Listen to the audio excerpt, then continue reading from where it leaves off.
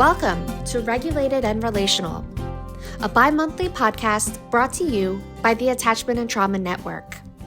Today, Julie and Ginger are going to explore diversity, equity, and inclusion. That's right, DEI, from their own lenses, and try to make sense of the complex controversy swirling around these words.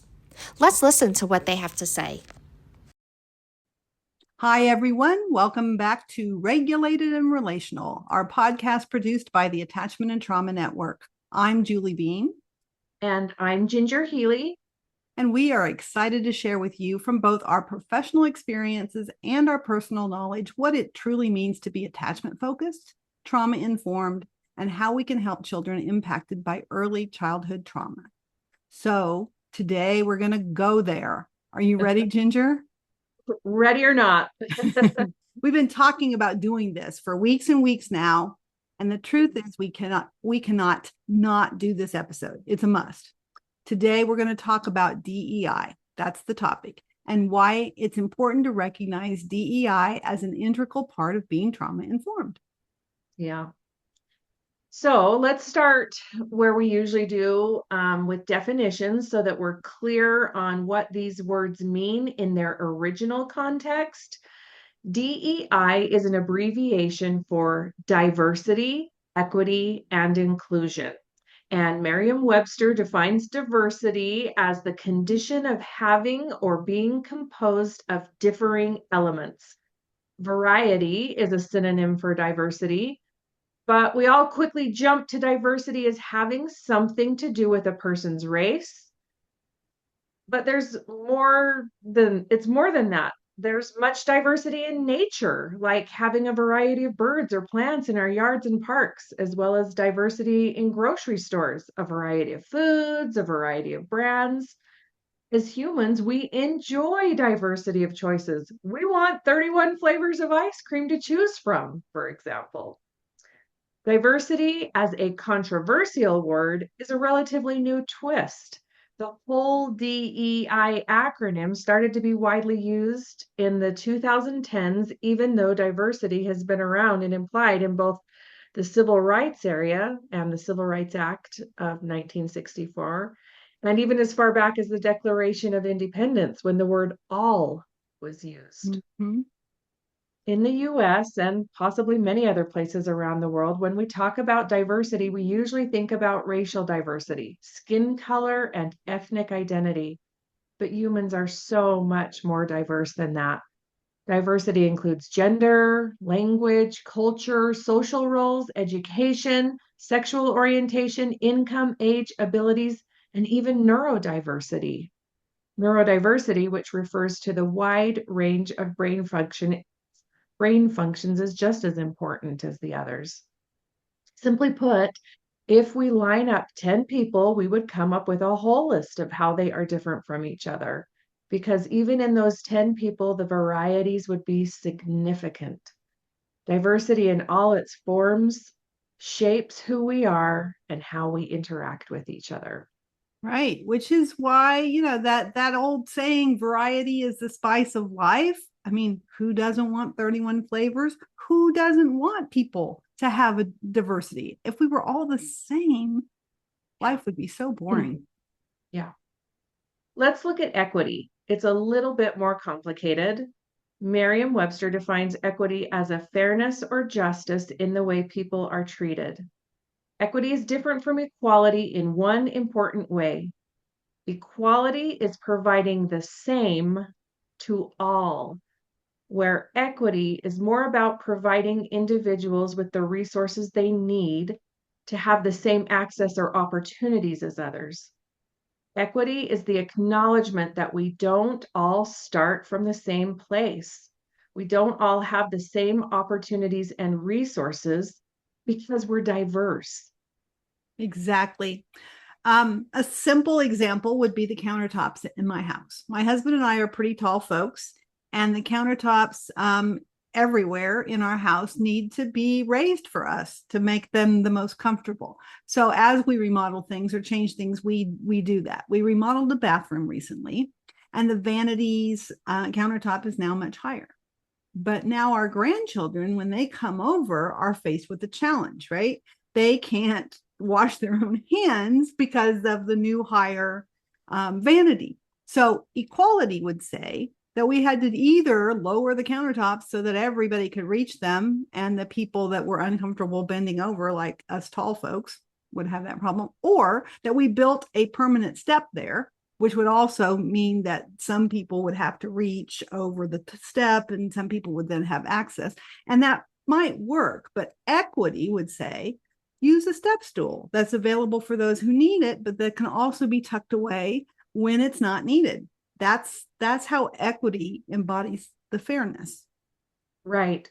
Well, and your step stool example embodies inclusion too, because you want your grandchildren to be able to be included in your house and to be independently able to wash their own hands. Right. So they feel like fully independent members of your family. Right. Inclusion is simply the act of being included or the state of being included. It's a word we use so often in our schools, especially around special education, that we probably take for granted that we know what it means. Inclusion is really the doorway of belonging. And in previous episodes, we talked about the importance of belonging. It's an irreducible need to belong, and no one can belong if they're not included. Exactly. So now that we've defined what these words mean, and we're both now thinking, what's the big deal when we put these words together as DEI? Seriously, social media is all abuzz, and our current government is trying to force us to rid ourselves of everything that's associated with DEI immediately. In fact, they're insisting that agencies and schools agree to rid themselves of all the programs and language related to DEI. Ginger and I, we're stunned by this. And we have no clue how this is really going to happen, let alone why it should.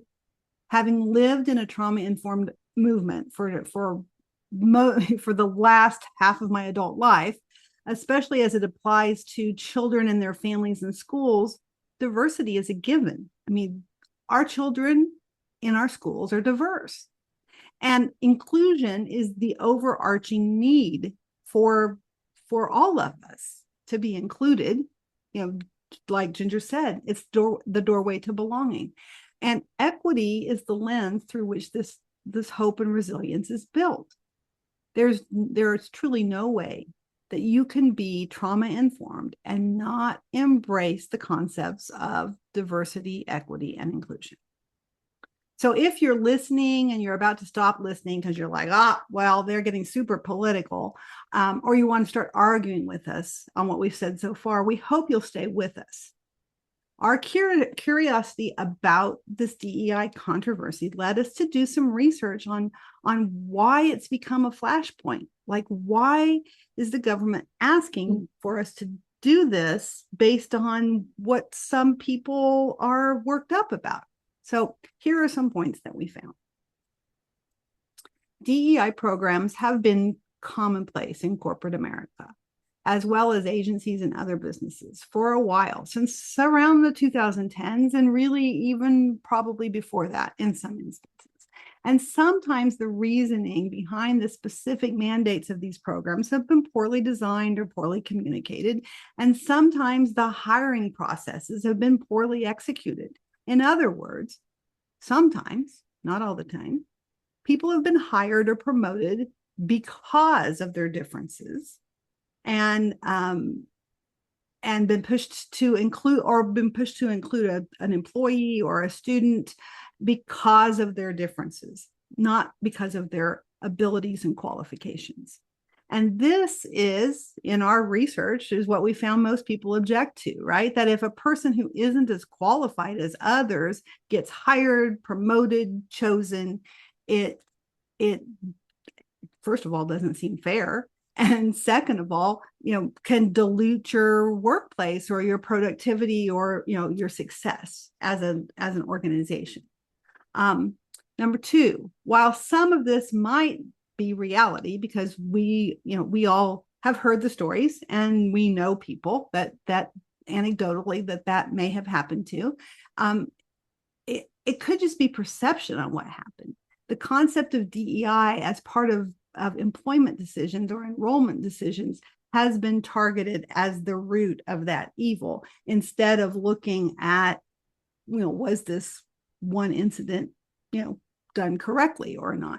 And now that's accelerated into the federal government's actions. And so it's just DEI as a acronym and as a concept is now under attack. Number 3, the focus on removing DEI from public schools is especially vague, because we're not talking about hiring decisions there really, or we might be in hiring personnel, but really the focus on removing it from in classrooms is kind of a head scratcher for us, for sure. Instead, it's a threat that schools that are using DEI programs to discriminate, and yes, I have to put the discriminate in quotes. If you're not watching me, I am. That schools will lose federal funding. So that's been an actual mandate that's come down, right? And put fear in schools, especially around Title I funding. Last week, and of course, when you're hearing this, it'll be a couple weeks ago. We're recording this podcast on April 29th, by the way.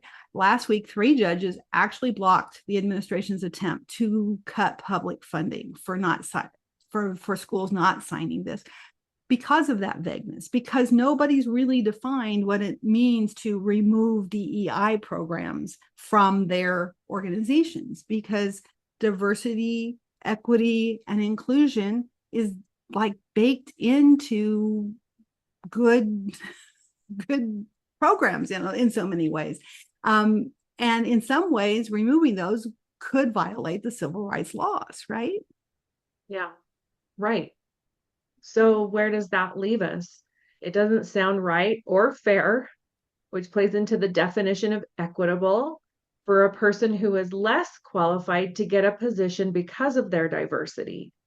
At the same time, not leveling the field, not offering ways to adjust opportunities so that those who need that step stool to reach the sink will be able to. That sounds just as unfair. I agree with you, Ginger. And our take on all of this is clear.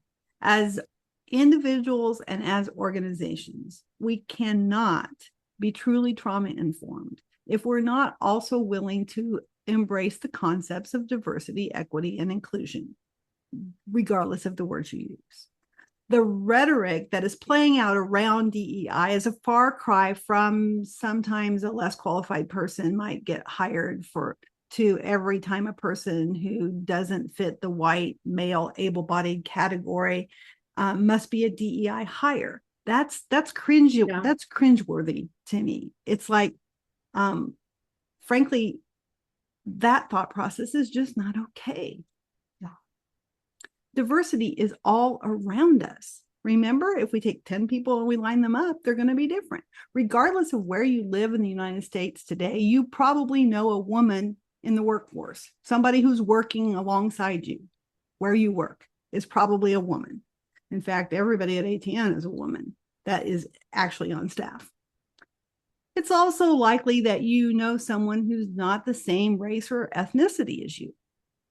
And in the public school closest to you, there's a high probability that you'd go in there and find some neurodiverse children, as well as children coming from a wide variety of economic backgrounds. So diversity is a given. Even in the most homogenous communities, it's there. According to the Greater Good Science Center, diversity is not just a fact of life. It's a driver of cultural, economic, and social vitality.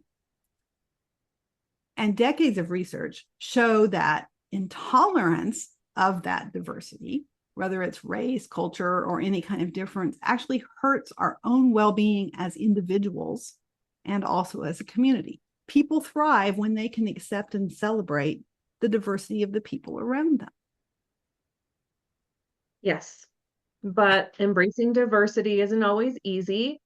Differences can make it harder to connect with one another, whether it's in schools, workplaces, or personal relationships, and navigating differences can be challenging. I get that. But here's the key. Research shows that learning how to navigate these differences isn't just about tolerance. It's a skill like empathy that can be developed with practice. And when we actively work on building this skill, we not only become better at interacting with others, but we also increase our own well-being. Diverse societies where relationships across differences are valued tend to have a healthier, more successful community. There was a study done by Jana Juvonen and her colleagues at UCLA, and it took a closer look at how school diversity impacts students, and the findings, they're eye-opening. They studied over 4,300 students in 26 middle schools across Southern California, a region known for its racial and ethnic diversity. Unlike previous studies that only looked at school-wide diversity, this team drilled down into a classroom-level diversity. They followed students from class to class, like from homeroom to math, English to history, to assess how they felt about their safety at school, how much bullying they experienced, whether they felt excluded, and whether they were lonely. And they also looked at how often students interacted with people from different racial backgrounds. The results? Students who were in more racially diverse classrooms felt safer, experienced less bullying, and reported feeling less lonely. They also viewed their teachers as more fair and were more likely to seek out cross-race relationship. These benefits were consistent for students of all races. White, Latino, Black, and Asian students all experienced advantages from diverse classrooms. And interestingly, the study revealed that certain groups of students benefited even more from diversity. African American and Latino students, for example, reported feeling safer and less lonely in more diverse classrooms compared to their peers in less diverse environments. Oh. That makes sense. Mm-hmm.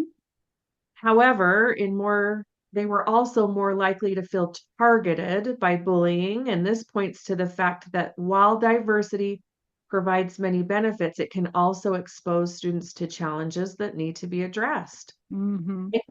I think what this study highlights is that diversity isn't just about creating a mix of students, it's about creating an environment where students of all backgrounds are treated fairly, where relationships across racial lines are encouraged, and where students feel supported both academically and socially.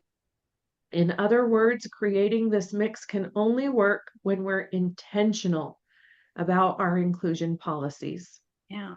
And I think it can be such a beautiful opportunity for all of those kids, right? I mean, to learn that, yes, we're diverse, but we also have a lot of commonalities, right? Yeah. Maybe that's why I'm getting emotional, when I'm thinking about the diversity in my own home and how beautiful and powerful, and I can't imagine what it would be without that diversity. Right. Right. So folks, we're going to take a quick break. And when we come back, I want to make sure that we're clear on the relationship between trauma-informed care and DEI. Hi, everyone. I'm Lauren Cassis.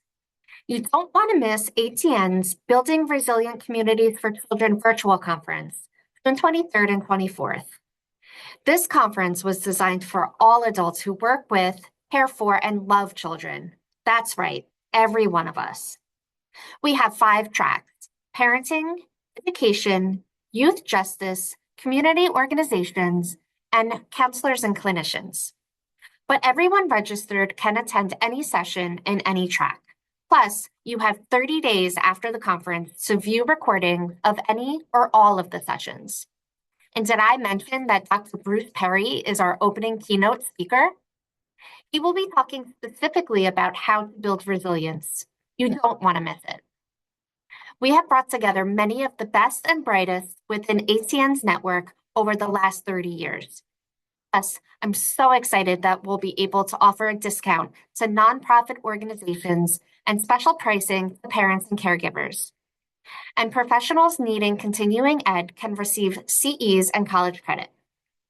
To see the whole lineup and learn more, visit attachtraumanetwork.com. merriam-webster.org/BRCC or Building Resilient Communities for Children.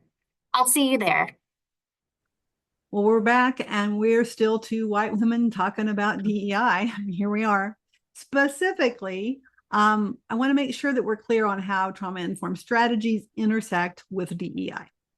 When we think about trauma, what it is, what causes it, we're usually thinking about that on an individual level, right? There's an event, maybe it's a car wreck, maybe it's bullying, sexual abuse, neglect, whatever it is that causes a person to experience toxic stress.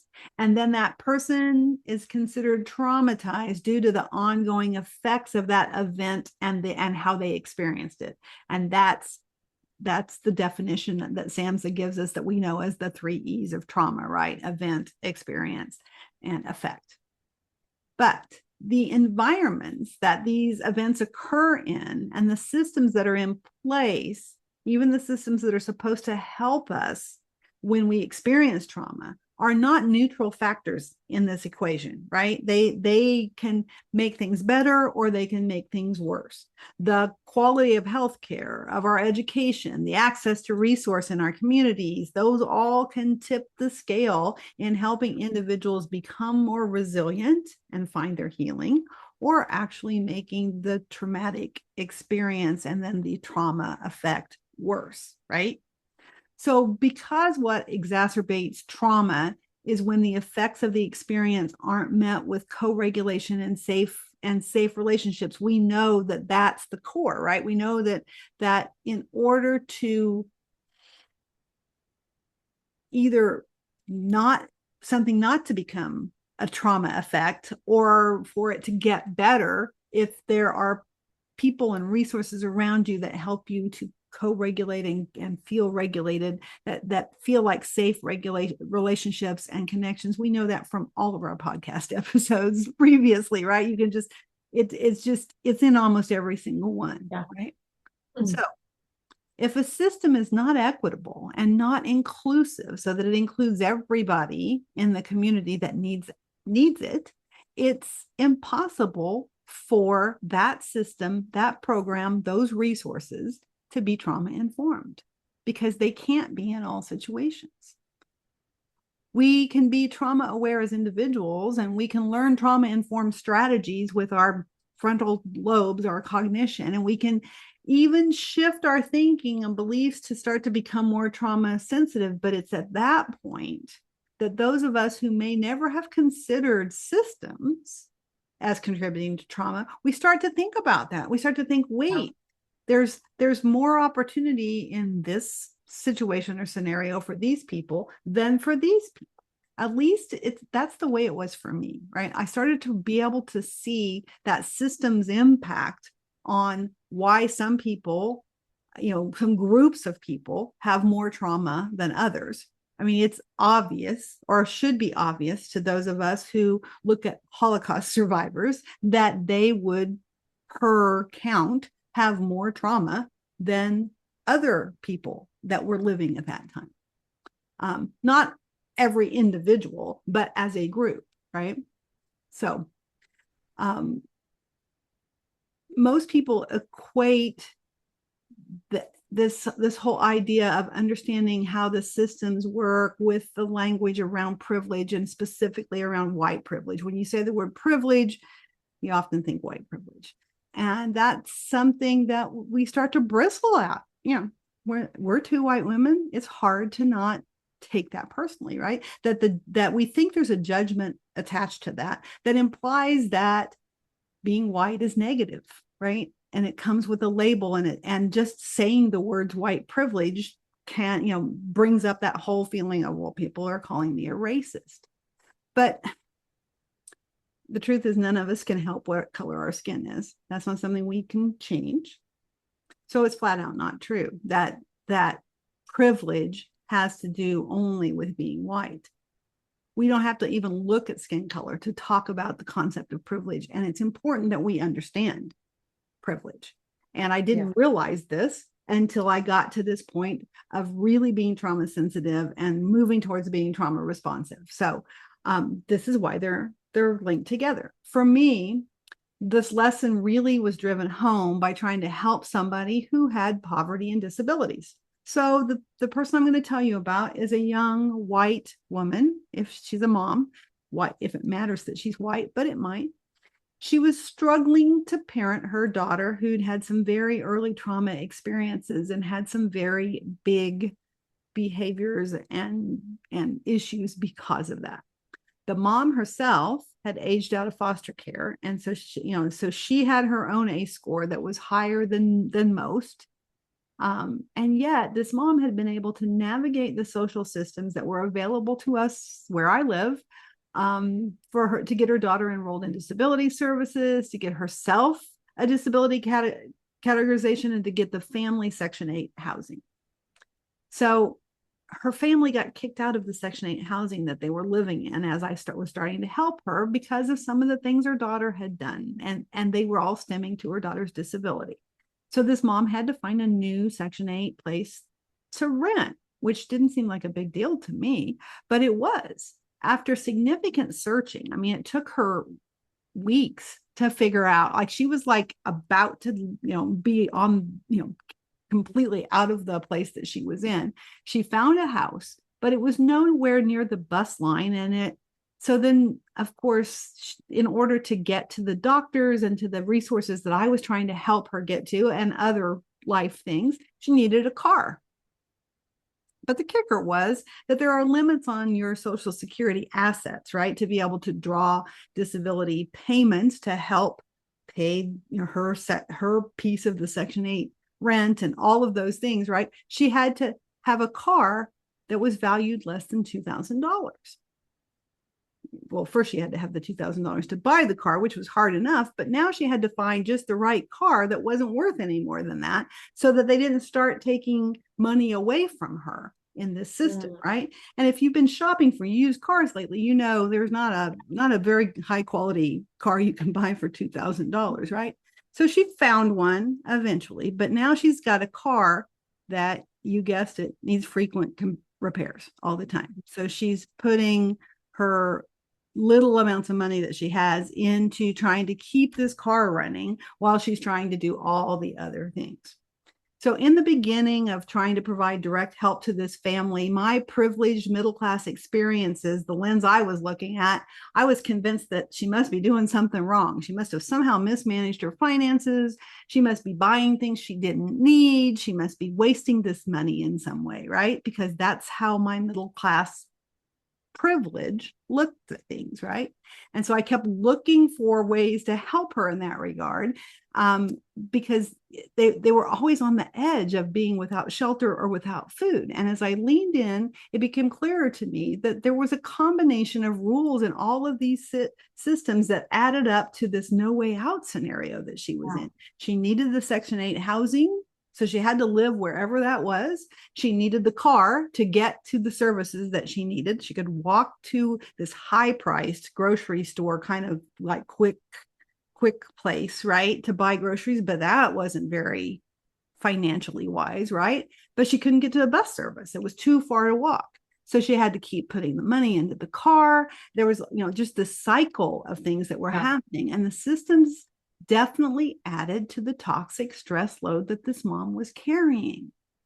And I was sure that she was, first of all, I was sure she was stuck in this loop. And then, I came to realize that there was no way that she was going to easily get out of this loop. And then I got to thinking, there've got to be so many other people that are stuck in similar loops.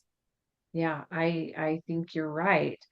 And you're right about our privilege. We're privileged in many ways. And one of those privileges is that we have never had to understand how certain systems or situations can prevent others from getting what they need, sometimes to the point of serious hardship, even oppression. So I think, once we understand that talking about our privilege isn't a negative thing, like we shouldn't be ashamed of our privilege, but we've got to be aware of it. Exactly. Like when you were talking about the challenges of, dealing with the Social Security and disability, but we can use the privilege that we have to help bring awareness to these challenges, especially bring that awareness to the people who can make change. Right. But first, we have to be willing to do so, and we have to fight that mindset that privilege doesn't exist or that everyone already has equal and equitable access. Exactly. And I think that the other thing that gets in the way of us recognizing our privilege of not having to endure impacts of a broken system is being stuck in scarcity mentality. So many of us fear or believe that resources are limited and we don't want to lose out, especially if it comes at our expense. If someone less fortunate than us, gains access to something that we feel we need or deserve, and even saying the word fortunate, that's a synonym for privileged. So we're often more comfortable with saying Mm-hmm. privileged, Yeah. or See, it all fortunate. that. I'm more Yeah, fortunate. that's what I meant. Yeah. But Yeah, it really it's is. Yeah. And you're I mean, the scarcity mentality kind of blows my mind. It's like saying that this young mom, if she was able to own a car that was worth more than $2,000, or she had more than $2,000 worth of asset, that would somehow cause me to have less assets. Doesn't make any sense at all when you think about it, right? it Like if doesn't, but it's very real, right? I Right. If see it all that the if time. that system was changed so that she could have more than $2,000 worth of assets, so she could save her money and eventually buy a car, that's not harming me, right? That doesn't Right, mean I have less. I could right. see how we could construe that in some situations, but seriously, in Yeah, most cases, if somebody else is doing better financially, physically, socially, that actually benefits us as a society, right? yes, yes. It grows the possibility for us all. Maybe having reliable transportation that she didn't have to constantly be putting money into the car repairs would allow her to do other things. She might even have time to go get a part-time job, which would then increase her wealth and help her not be so dependent on those services. And it would also make the business she worked for more prosperous. So it would be a win. It's not going to Yeah. necessarily take a job away from somebody who's quote more deserving. You get the picture here, right? Yeah. It's important to examine our own feelings and beliefs about this and question them. Like, why do I feel like I'm like somebody needs to, that I am more fortunate than, needs to pull themselves up by their own bootstraps more? Like, where do I feel, where does that coming from? Am I functioning from a scarcity perspective that if somebody else gets something, then it's likely that I'm going to not have as much of that? What, do I have that mindset? In what areas do I have that mindset? And how is that affecting me in the way that I operate and the way I think about other folks, right?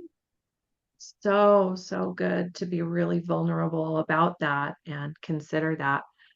I think, um, I think, let's start to kind of wrap up. And I would like to close with just examining the benefits. Let's talk about the positives here of diversity and inclusion.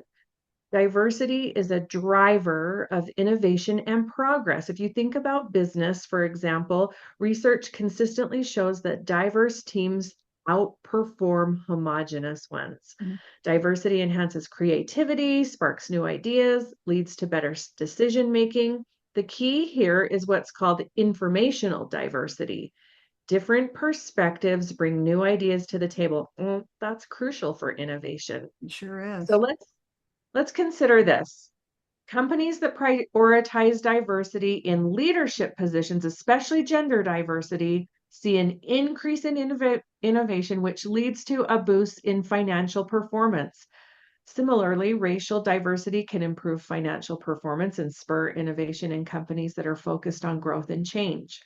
This is why diversity is a key factor in making organizations adaptable and successful in an increasing globalized world. But let's be clear, diversity isn't always easy. It requires work. Just like exercise strengthens our muscles, navigating diversity strengthens our social and cognitive skills.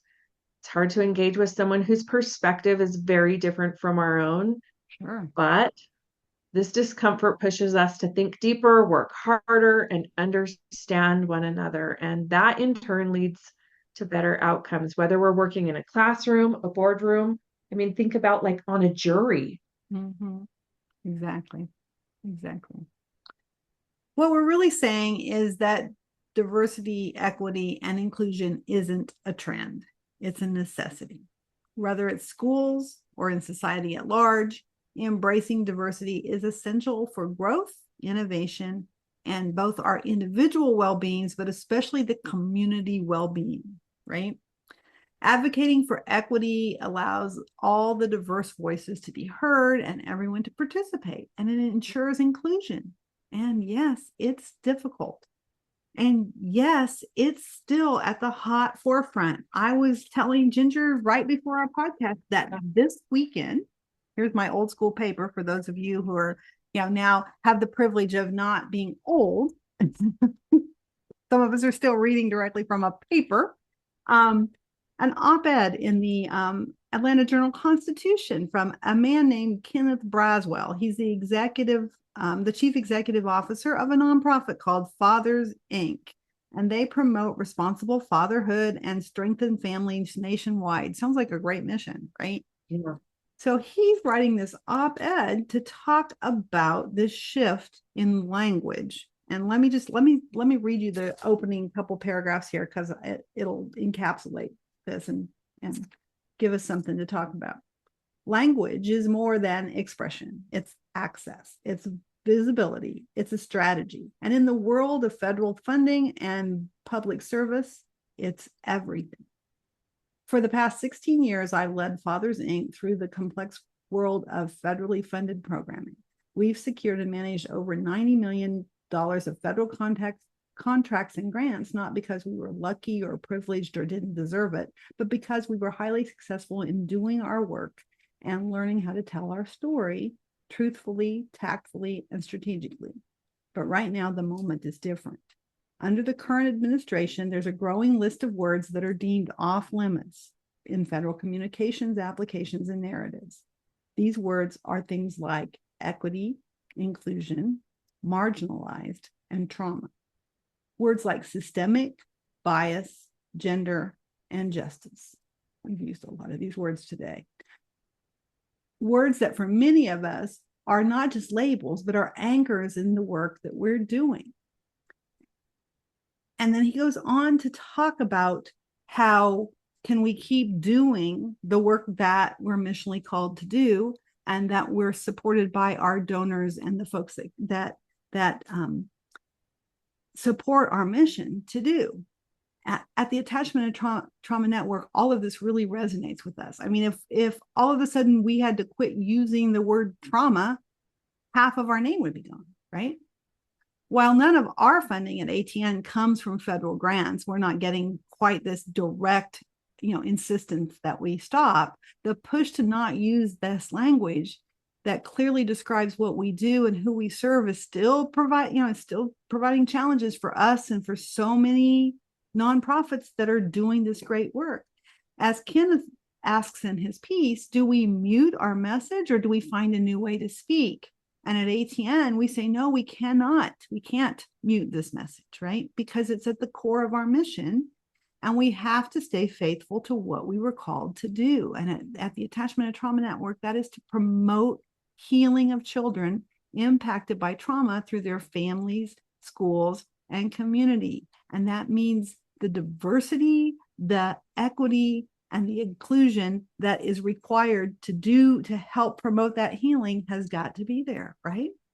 Yeah, it has to. It matters. Diversity, equity, inclusion matter.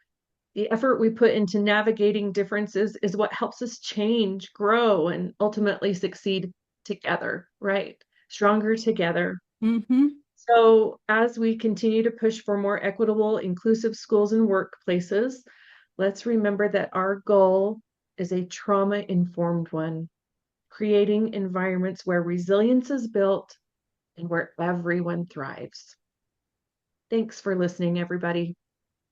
Thanks. Thanks for joining us for today's episode. Next time, Martin Sims, the dopest coach of the Dope Coach Academy, will be our guest, talking about applying Dr. Perry's neurosequential model of education to youth sports, both within schools and in communities. You won't want to miss that. A special thanks to Joe Kramer for donating the music. To learn more about the Attachment and Trauma Network, visit us at www.attachtrauma.org. I'm Lauren Cassis, and as always, thank you for listening.